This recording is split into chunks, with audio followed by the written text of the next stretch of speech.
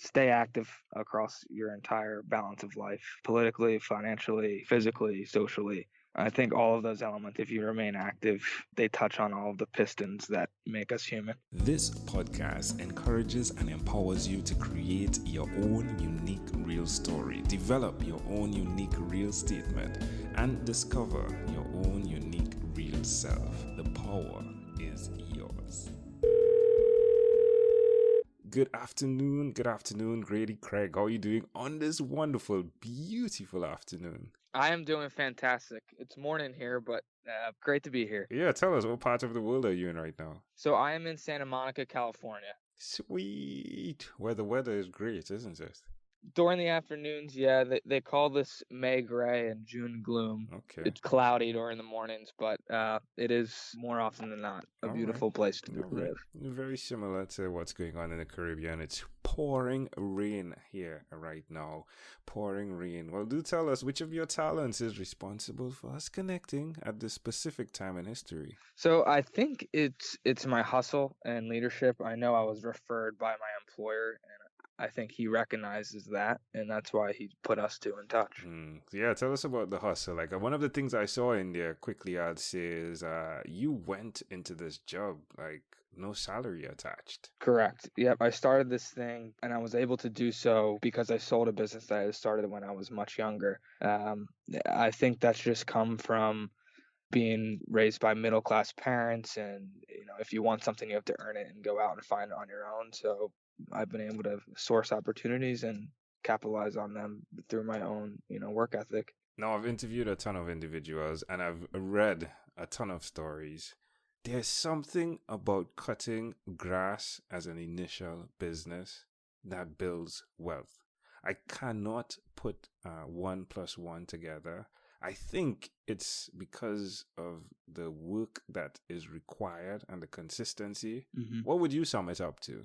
Yeah, I think it's both of those things, as well as it's almost like a meditation. And when you're out there and you're cutting grass or doing laborious activity, you also have the time to throw on a podcast and continue to self-develop in the meantime while you're earning money. So you're always learning, you're always growing, and you're setting yourself up to meet new people, relationships with the clients you're meeting, and going from there, really. Which is a huge element that's required, the ability to network. Who did you learn that ability from?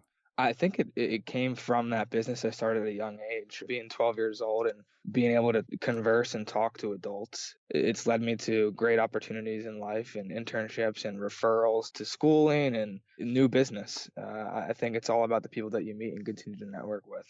Interestingly enough, you're with a company called Bond It now, right? Yes. Bond It Media Capital. Tell us a bit more about what's going on there.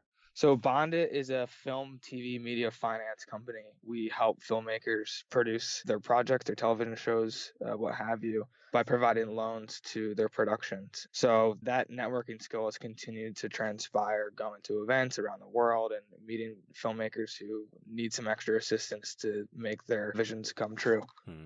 Now, being able to access the finance, I am wondering, is there also that support service that's there to ensure that the individual is able to pay back the loan, which is make them profitable? Is that a part of what you guys do? It is. More often than not, there's some sort of collateral that's involved, whether it's an agreement with, let's say, Sony Entertainment that says, we're giving you $1 million to make this film for us. We discount that, so we'll loan $800,000 to the production, and the interest is built into the difference, that $200,000. So it's not when they deliver the film on time, the $1 million comes back. That covers our interest. It's not any additional payments coming out of their own pockets per se. And what about the individual who's not able to really weather this this dream, right? When it's in dream stage, all of the excitement and passion is in there, but not the reality of what's required for the business side. How do you guys deal with that? So on the Buffalo 8 side of our business, that's where we can package and help develop and give some guidance to new filmmakers, give them feedback on their scripts and build them out pitch decks. And when we get them to a place over many months or even years that we feel now you're actually at you have a high caliber project that you can take and pitch to places like Netflix and HBO. Like, it's a guiding and consultation process, and a lot of filmmakers come into the industry wanting to make their movie the next day, and they have this unbelievable idea, and everybody says that. But the reality is that buyers are looking for certain content, certain quality filmmakers behind them, and you've got to get them to that stage to get that green light. That's wonderful. I'm glad that you guys are offering this. Now, tell us where we can find out more about Bondit, please. So you can go to www.bondit.us. You can go to www.buffalo8.com. Those are both of our companies. We're mainly found on Instagram, Buffalo8 Pro, LinkedIn, Twitter. We're all over the map. I love it. You'll leave some links, I think, for the audience. Oh, yeah, for sure. Yeah. Amazing audience. You know where the links are. Clickable right on this post. So do tell us one other thing that you've done consistently over the last 3 years, please. Sure.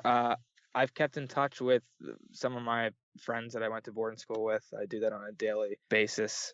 I think it's really important to maintain that shell of who you were, and growing up, and it's good to have that relativity. How does it make you feel, like looking back from now to then, to see how you've matured, how they've matured? How does it make you feel? I think it's exciting to see where everyone is going. We all started in one place, and now we're all across the country or world, and seeing the objectives that we have and our ability to take advantage of those. And but we can all come back and stay grounded in who we were and have laughs and share memories of our early stage of lives. Amazing audience. Again, you're hearing it live from Grady Craig. Grady, let's switch gears for a moment. Let me now invite you into my time machine that is surrounded with beautiful, warm, blue Caribbean water. Grady, what's your earliest childhood memory? I thought about this a little bit, and I really think it's growing up 4 or 5 years old in a low-income neighborhood.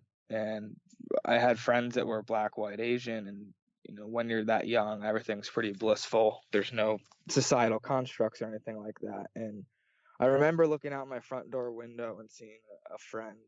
He was much older, probably 10, 12 years older. We'll call him Dave. And I was so excited to see him. I'm waving to him. He's walking right past my house.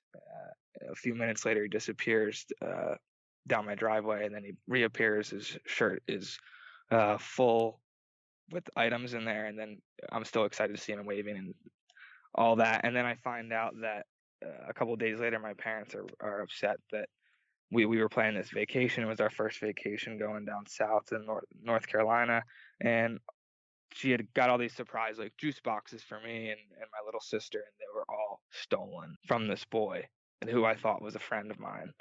Interesting. How do you see that memory connecting to who you are today? Well, I just think it was important at that time to really realize that you need to be cautious. That was the first time that I realized that there are people in this world that are out to harm you or cross paths in a way that negatively affects you. So I think just being aware of who you encounter while you're going out and doing this networking and meeting new people. There's people that are sharks, and they're not there to be friendly at all.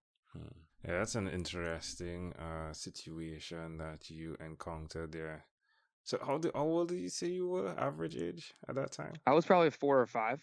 And at that time, did you, after your mother and father said what they said, was it did it hit you? Was it like a revelational moment? Like, wow. It was. I was confused as why somebody would do that.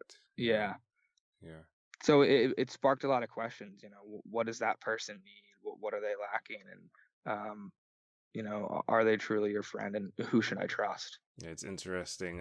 Can I just offer an interpretation to the thought picture you created in my mind when you shared that memory? Yes. Based on our conversation, I'm intrigued by the impact having a movie created has on other individuals. So it's like you're behind the movie screen, right? Like you're looking out the window, and it's like you're looking at a live movie. Of course, if there's another camera that's focusing on the entire span of what's going on, it's just intriguing how you can get to learn things from what is created via scripts.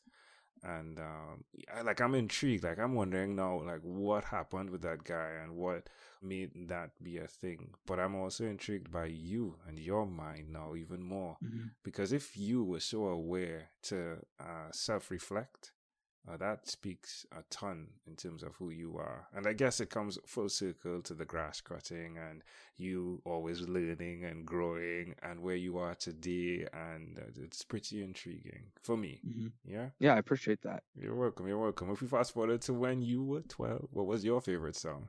It was Jukebox Hero at that time. All right. Well, we've arrived at our destination, but before we get off of this time machine, there's a small declaration form. So it's yes or no. Mm-hmm. We're going to move pretty quickly. Are you ready? Yes. Grady, have you chosen someone to pass on your skills to? Not necessarily. Are you married? No. Do you have children? No. Do you believe in God? Yes. Do you have an inner circle of friends? Yes. Do you watch TV for more than 3 hours a day? No. How about 3 hours a week? Yes. What about screen time, the phone and the computer? More than 8 or less than 8 hours a day? More than 8. Wow, Grady, if you had to share with us your own unique real statement, a statement that represents who you are, Grady Craig, what would you say that is? I think it's stay active across your entire balance of life, politically, financially, physically, socially. I think all of those elements, if you remain active, they touch on all of the pistons that make us human. Yeah, that's what, a V5 piston? Yeah, V5. Politically, socially, physically. Yeah, V4, right? V4 engine. Yeah. Socially, yeah. Socially. I don't know. I haven't heard that, but I'll have to make an acronym for that. Yeah, I'm like the V5, you know, like, yeah, there's the V6, there's the, yeah, but yeah. Well, my friend, this has been such a great pleasure. Before you leave, is there anything else you'd like to share with our amazing audience? I'm good. I just want to thank you for having me in, Joe, and reaching out. It's been a pleasure, truly. Yeah, definitely a pleasure. I treasure. Grady Craig, thank you for being on What is Inspired by 12-Minute Convos with Angel Jones. This podcast is produced by Pod Edits. Visit podedits.com for professional podcast publishing.